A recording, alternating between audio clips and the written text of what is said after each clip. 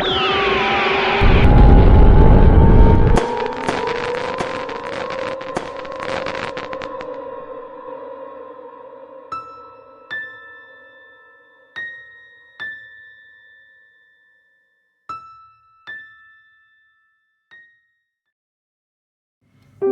kedalaman hutan tropis yang lebat dan rimbun, di antara pepohonan yang menjulang tinggi dan lebat bak pilar-pilar raksasa, hiduplah Joko, seekor katak pohon hijau, mungil dengan bintik-bintik keemasan di punggungnya.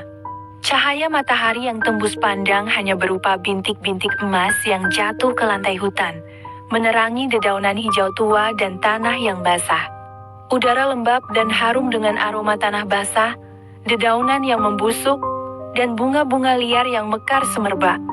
Hutan ini adalah labirin hijau yang tak berujung, sebuah dunia yang penuh dengan keajaiban dan bahaya, dihuni oleh beragam makhluk hidup yang saling berinteraksi dalam sebuah keseimbangan yang rapuh. Joko tinggal di puncak pohon besar yang ia sebut rumah, Ki Hujan.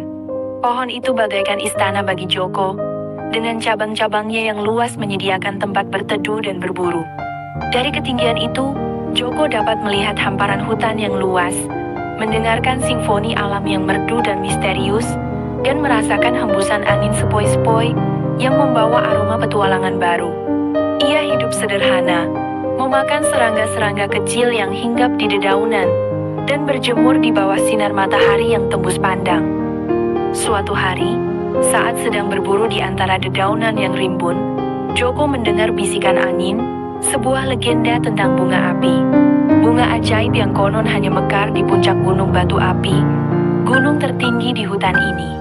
Legenda mengatakan bahwa bunga ini memancarkan cahaya yang luar biasa dan memiliki kekuatan untuk menyembuhkan segala penyakit. Rasa ingin tahunya yang besar membuncah.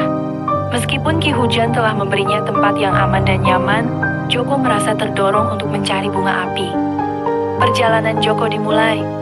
Ia melompat dari satu dahan ke dahan lain, melewati sarang burung-burung yang sedang mengerami telur, menghindari gigitan semut rangrang yang galak, dan bersembunyi dari tatapan tajam elang Jawa yang sedang berpatroli. Ia bertemu dengan Pipit, seekor tupai kecil yang lincah dan pandai memanjat, yang bersedia menjadi pemandunya.